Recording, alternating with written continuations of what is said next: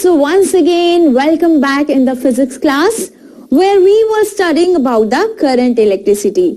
So we have just took one session of the chapter that is current electricity and we have learnt about the topic current in it.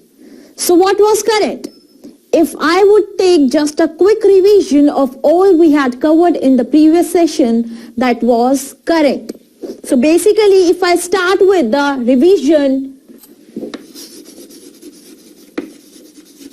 that means current.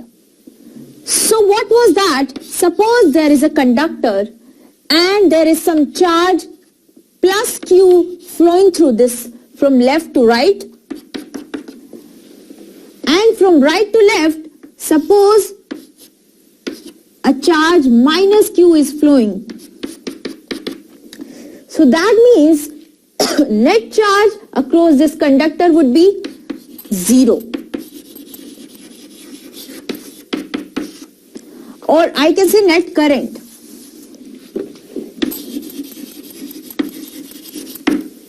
Net current would be 0 because no external energy has been provided to give force to electrons. Alright, net current is 0, but if I say what is the total charge flowing from left to right, or the total charge in the current in the conductor from left to right, and that would be Q minus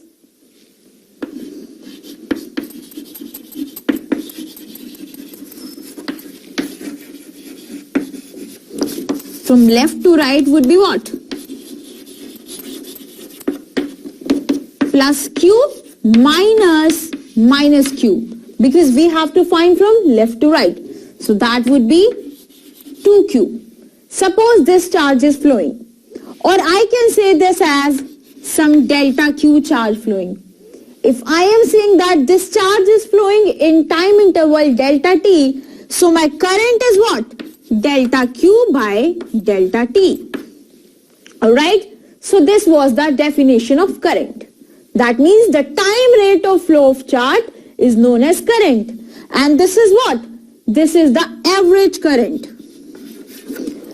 While if I have to say about the instantaneous current, that means at some limit T tends to 0, del Q by del T.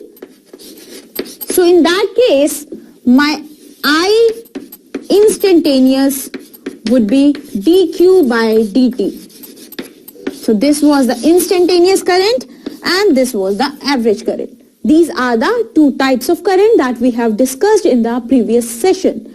Alright, also we have discussed about the drift velocity. So basically I have to start the session from the very topic drift velocity because we have ended the session at that topic and I have told you that we are going to go in detail about the drift velocity in the next session. So this is the session that would be started with the topic. Alright, so it is to just make you understand, and now we are just going to start topic of the today, that is drift velocity.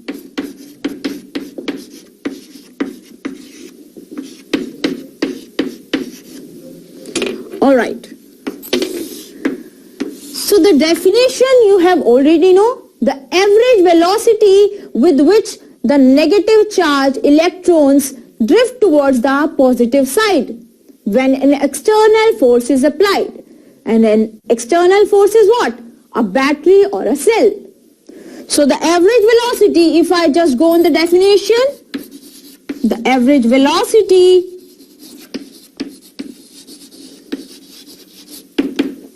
with which electrons are drifted to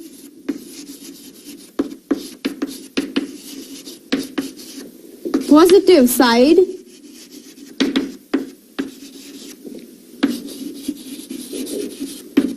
when an external potential difference has been created across the conductor.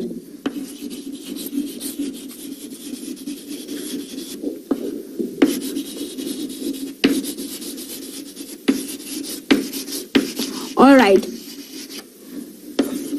Now here comes one thing in my mind. What is battery in actual?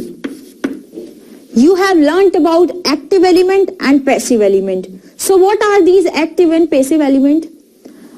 When I was in my 12th standard, I have faced this question in board exam. Just give an example of an active element and a passive element of the electric circuit.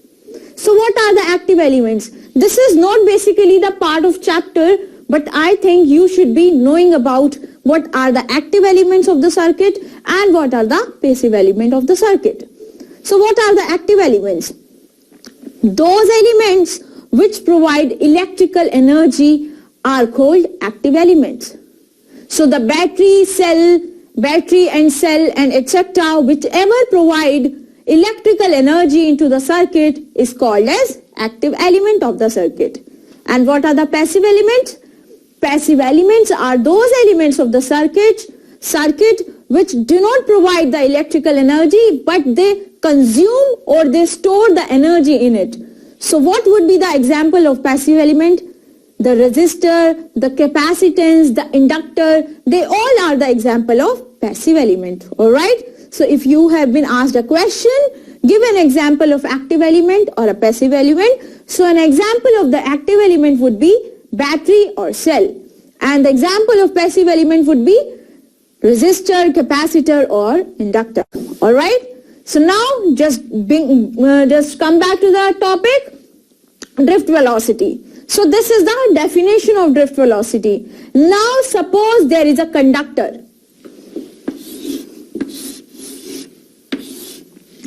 When there is no electric field applied across this, so the electron will be moving at, suppose this is an electron, they will be moving in the random directions. In any direction they would be moving. So the thermal velocity with which they are moving, thermal velocity is what? When they are moving, they are just colliding with one another. They are just colliding with an positive ion present inside the atom, or with the atom they are colliding. So that case, the thermal velocity has been existing here. So they are moving with some thermal velocity. And because they are moving randomly, so the thermal velocity of the electrons in the conductor would be 0. Suppose if I consider that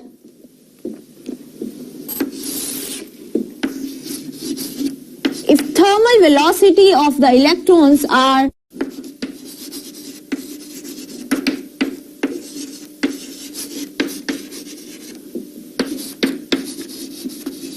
U1, U2, U3 and so on up to UN. This is the thermal velocity of number of electrons. But if I am saying that they are moving in random direction, in that case, the average thermal velocity of the electrons in the conductor would be 0. So we can write as average thermal velocity will be 0. Suppose if I am talking about n number of electrons, so the velocity of n electrons would be U1, U2, U3 up to UN. And the average thermal velocity would be what? U1 plus U2 plus U3 plus up to UN upon N equals to 0. So the average thermal velocity has become equals to 0. Suppose this is my equation number 1. Now, if an external, suppose now if I am providing an external source of energy across the conductor, I am giving some potential difference. So just look at the side.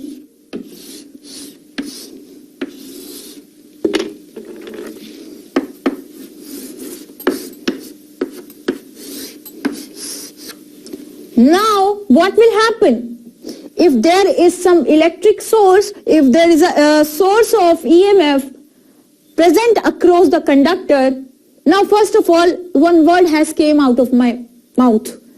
What is that word? EMF. And EMF is what? Electromotive force. And what is electromotive force? I hope you would have studied it. If you would not